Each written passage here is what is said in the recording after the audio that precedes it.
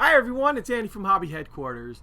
Well, I just got back from our European trip last night, and I've got so many things to share with you guys. I know you guys are looking at all this stuff. This was all kind of a surprise when I got back to the United States, but I just got to tell you a few quick things first before we get involved with these. First of all, I was in Europe because I was a guest for Modelbau König's big Summerfest. And if you're not familiar with Modelbau König, I'll put their web address down below here.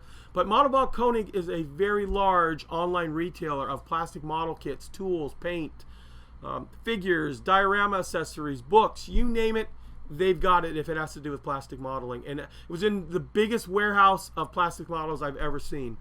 Now, I know I put a little video up. It was a live video at the time, showing the entire event and showing mainly the actual company itself. I know a lot of guys requested that they wanted to see all that. Unfortunately, the warehouse was so big, we didn't realize that the Wi-Fi was cutting in and out on our camera equipment. So the Wi-Fi feed was kind of dropping in and out. But I did record about a 12 to 13 minute video of walking around the entire place. Much better quality of the camera, no dropouts. So if you're going to be interested in that, I'll be putting that up in a day or two. I've got some editing I have to do. I've got tons and tons of editing to do because we have a lot of camera footage that we got to put together, because not only did Modelbau König invite us to that, they were also kind enough to take us to the Deutsche Panzer Museum in Munster, and they gave us a little bit of a VIP treatment, which I was thrilled for. I got to not only see their entire collection, which was, I didn't realize they had that many German armor pieces from World War II. It was so incredible to see all these things, which I'll also have a video for all that. But they gave me a little bit of a VIP treatment where they allowed me to go inside their working Panzer IV-G, their working Panther A, and kind of a very rare tank. They had a Jagdpanzer IV L48. It was a prototype vehicle that they were working on before they upgunned it and changed some things around. Well, they actually have the real vehicle there, and it's mostly complete, and they allowed me to climb inside the fighting compartment and see all those different things. So I've got lots of still footage and some video footage because it's very dark inside the tanks, and I'm going to go through all that and edit it all up for you guys and put it together in a couple of days here. Also, I had the great opportunity to meet another gentleman there named Rodrigo Chacon. He was also a guest at Modelbau König's show, and he is a spectacular figure painter. And I'm going to show you one of his books right now in the screen here. This is the newest book that just came out from him, from Ammo by MiG. And I had the opportunity to spend multiple days with him, talk to him, watch some of his presentations on how to figure paint, which he's given me the courage to try it because he made it look so easy, and he said it actually is not that hard. It's just a matter of paying attention to some certain aspects of it and using the right kind of paint, the right kind of tools, of course. And I've watched his experimentation with it, and now I want to do it. So I've ordered up the paint, some figures, some other things like that to get it going. And in the next few days, I've obviously got a lot of other projects ahead of us. You can see we will start doing some figure painting. And he was a very kind gentleman and really helped me a lot. And I think we're going to have fun doing that. Oh, and I also will have, hopefully, another short video coming up where we were also taken to the Type 21 U-boat that they have on display in Bremerhaven, where it's still sitting in the port there, and they opened it up to the public. Beautiful to see this monster electric boat. It had lots of the diesel electric, where it had diesel engines powering batteries to run silent, and it was really cool to go inside that as well. And when I got back, our friends at Tamiya were kind enough to get us out a whole bunch of really cool kits. First one you see, obviously, is this massive piece. This is their new 1/16 scale M551 Sheridan, that the RC version. So we are going to build this up. Got the RC unit. That's probably going to be in a couple of days. But the one you guys probably came for the most is we also got a white box copy of the new P38 Lightning. This kit is going to be spectacular.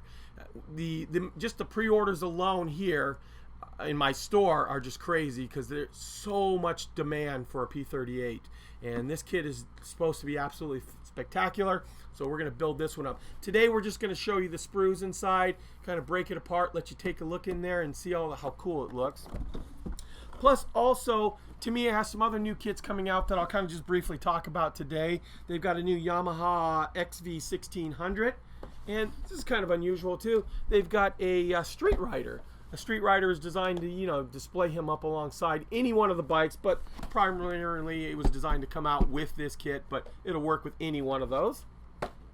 Also, we have here their light armored vehicle. This is the Japanese Self-Defense Force. I can't think of what the thing is, but yeah, I guess that's all it is. Japanese Self-Defense Force light armored vehicle. This is a really cool kit, and it hasn't been available for a while, but they're reissuing it right now. So I think there's some changed parts on it as well, too.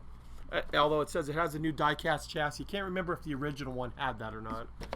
And also they have, with cooperation from ICM, is a armored vehicle for rail, which we'll take a look and possibly build this one right here. I think this one might be kind of cool to build. And the last thing I didn't take out of the box yet, but for all of my people that watch in the United States, we are finally getting Tamiya's lacquer paints here. I know in Europe you guys have had them for well over a year, and Japan have had them for well over a year. Well, they got all the labeling done, and they were kind enough to send us out all 70 colors. So we're going to have some fun playing around with it. Not in this video, another video we're going to really test them out. I've heard really good things about these paints, and we've got every color imaginable, including Insignia White. That was the one. Insignia White up to this point has only been available in spray can from Tamiya, and I know a lot of sci-fi modelers, if you weren't doing Star Wars stuff, paint it Insignia White because it's that nice. It's not super bright white. It looks really good on the sci-fi models. So they've got it in a bottle right now. And if you're taking a look at the bottles, I'll kind of show you one close up. The bottles are still in the Japanese label. We will be getting brand new American labels that are designed strictly for the United States. They have all the warnings on it. It's due out, I believe, in December, maybe as late as January. They said that's when they should be able to get everything all together. Plus, since we're talking about Tamiya paint products, I just got notification too that Tamiya's black panel liner, Tamiya's airbrush cleaner, and Tamiya's one other item, I just totally spaced on it, but those two are the main ones right there. The airbrush cleaner and the black panel liner are both back in the United States right now, and should be available. I'm hoping within about a week we should have it back in, because Tamiya let us know that it's finally back in their warehouse and they're shipping it out to distributors, and then it's just a couple of days later before they ship it out to us. So yay, airbrush cleaner. Okay, I know that was a lot of talking. It's a lot of things have happened in the last couple of weeks. Like I said, there'll be lots of videos coming out, the complete walkthrough of Modelbau Koning's warehouse to show you guys all kinds of cool stuff. We'll have videos of the tank museum. We'll have a video I also got to attend and view the Type 21 U-boat in Bremerhaven. That'll be a short video. We might even attach it to the museum video for the tank museum. Plus, we're going to, obviously today you're going to get the review right after I'm done talking of the inside of this kit, but then we're going to start working on it first thing tomorrow. I do plan on building this. This is going to be a little ways off because obviously we've got some other kits that I want to definitely take advantage of, including the M551 Sheridan. Being the RC one that has all the extra parts inside of it and controls, we're going to obviously do a complete video on that, but really excited about building that up. It's supposed to be incredible with lights and sound, and I've always wanted one of those, and I think this will be a great one to start off with, especially with all the new state-of-the-art stuff in it. So I know, like I said, I talked quite a bit there, and just getting over a bit of a cold, so my voice is kind of going away, but it's great to be back home. So we've got a lot to look at today, so let's get started.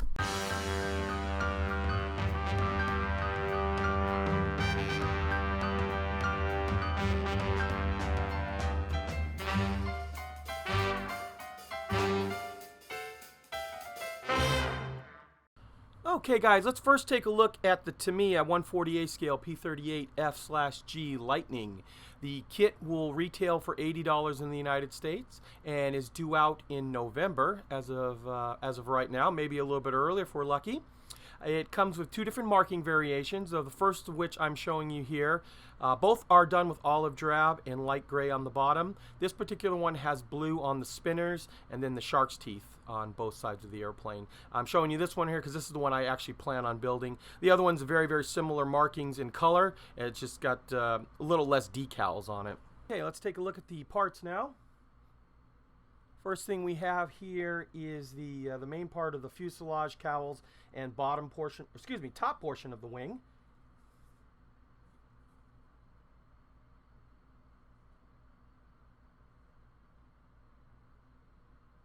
Show you some of the up-close detail. We also have our clear parts. And they give you a couple of different canopy variations, including a open one here and two closed versions of it. And a pretty clear line of where, because they've kind of fogged this portion of the plastic, and that's where we'll obviously paint on it. And we have this sprue. This is more of the wing pieces, some of the cowl pieces, the props, and the tail.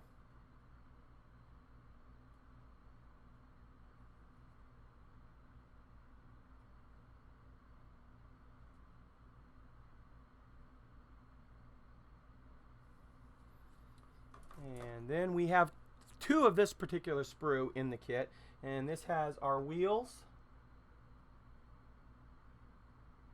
drop tanks, and various other little accessory parts. And like I said, there are two of this inside there. And this is the next part. These are made up of some of the internal structures. So we've got a big, large brace inside here to hold everything nice and straight. And this is what I thought was really cool too. There are two of these. In this little section right here, there are some ball bearings inside the kit that you place a ball bearing inside each one of those to give the weight to the front of the airplane, because it is a tricycle landing gear. We don't want the airplane falling over. There are 3 ball bearings in there, and the third one will go up in front, I believe, but these two up in both engines.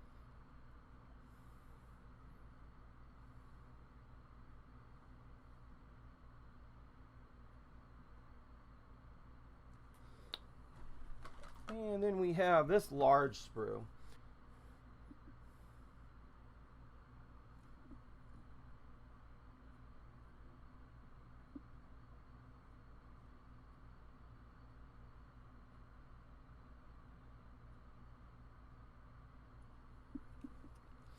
And finally, the last sprue is mostly cockpit stuff. So we've got our pilot, more of the fuselage, and then, like I said, all the other cockpit parts, including the instrument panels. And then finally, we'll just open up the decals. There are a set of masks inside that are pre-cut, and finally the decals. And the decals have some metallic. They usually used to give these as stickers in the past, but these are actually a metallic decal now to put on. So hopefully they'll stick pretty well, and that way they won't pop off over time like sometimes the stickers can. And these I left in the box just because I don't want them getting lost before I actually start building on it. But those are the 3 ball bearings I was telling you about. And this is actually true instructions. It's not one of the photocopy ones that we normally get with a white box. So it's typical the way a Tamiya kit goes together. Very clear and concise instructions. So that's it in a nutshell. It looks to be a beautiful kit, and of course we're going to start on it immediately.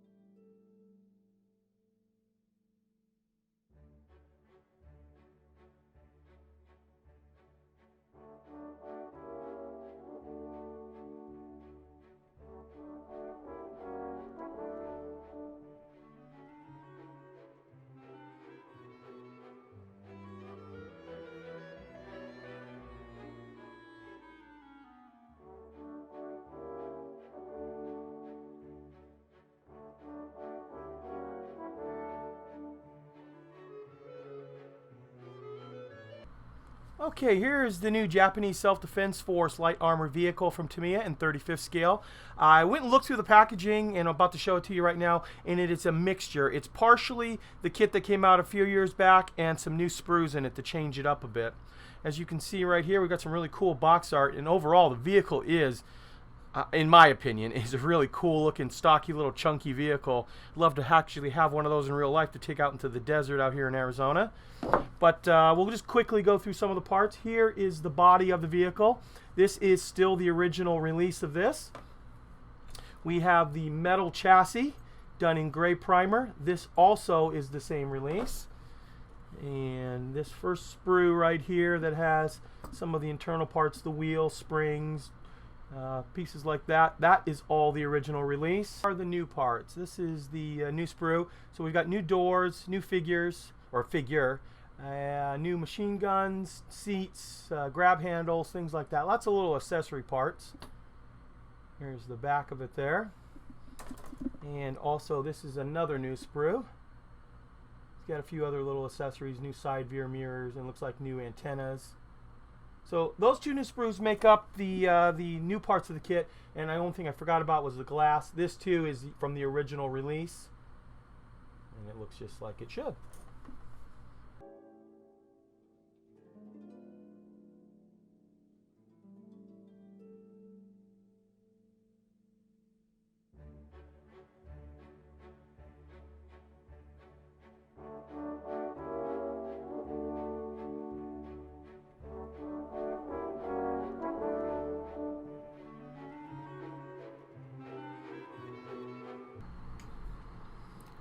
Okay guys, what I thought I'd do now is just give you a quick little overview of the new M551 Sheridan 1/16 scale radio controlled tank with the full option kit. And normally I was just going to go into the build video, but the kit's been sitting here in my store for a while, and it's gotten obviously by the size of the box and the box art and the fact that it's Tamiya, has gotten a lot of people interested in it and wanting to see what's inside. So I figure if there's a lot coming into my store that are modelers that want to see it, I'm sure there's a lot of you guys that want to see it as well. So I'll just kind of show you some of the parts and kind of give you a little, like I said, a little breakdown for you.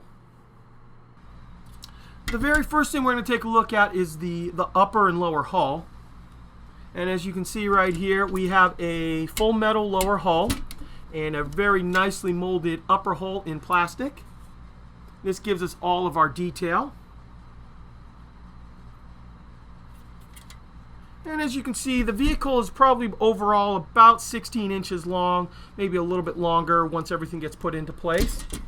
You guys may remember also too when I built the 16 scale Abrams, the non-remote control kit, some of the beautiful tracks that they had in it, and they did the exact same thing here. These tracks are already pre-pinned and pre-done. All you have to do is pull them out of the box. They're already connected, and as you can see, they have the rubber pad inside them already attached. So you're getting a beautiful set of tracks. I should also point out to you too, like the Abrams kit, it's been announced that we will be getting a 16 scale static version of this vehicle, probably in a couple months, but it'll probably have these same type of tracks inside of them as well. Okay, let's take a look at some of the parts for the gun and some of the other accessories. We've got our tools here. Huge piece for the mantlet and part of the tube here. The actual main gun barrel, I'll show you in a few minutes here, is all aluminum, and it has got a rifling on it.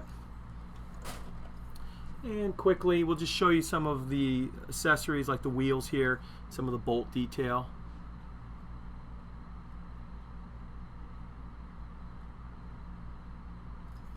We've got our big large turret here.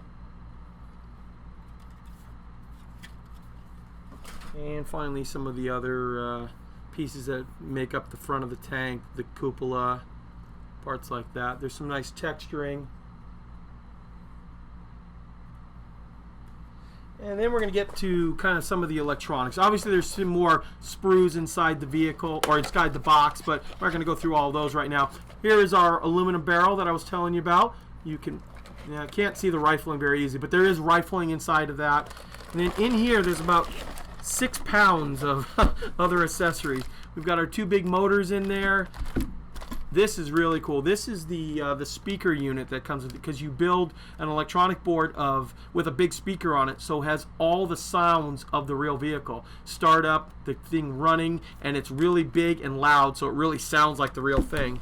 Lots and lots of screws, which we're not going to open up any of these right now because we don't want to lose anything. Don't want to be building this in a week or two and find out we lost something. Then also in here we have our figure, and the figure is actually beautiful the way they've molded it. Even looking at the detail in his shirt. This might be one of the first projects we do on YouTube too, of painting faces and the figure, because it's kind of an easy color to paint his uniform, and the detail on the face is done very, very well.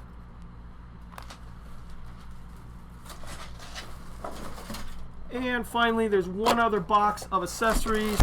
We'll dump those out. There are the servos come with the kit, as well as some more motors, because we have the ability to turn the turret as well as raise and lower the elevation on the gun. There's all kinds of LEDs inside here because the main light lights up, plus we also have lights for the running lights, you know, the stop lights, things like that. And there's some, this is obviously the big bulb for the big spotlight. So lots and lots of wiring on it. Just a really cool kit. I haven't actually seen this one done yet because it's really new, but I've seen a bunch of the other kits built up, like the Tiger, the Panther, and they're just incredible because of all the sights and sound. You do need a 4-channel special radio to operate this, because it actually does, I believe, 14 different functions inside, and it needs a special radio to operate with a unit in here that can do all the different types of things. So, but we'll talk about more of that once we actually get into the build. Well, there you go, guys. There's a quick breakdown of what's coming in the very near future, as well as the new kits. I'm going to get started on that P38 Lightning as soon as I turn this camera off on here.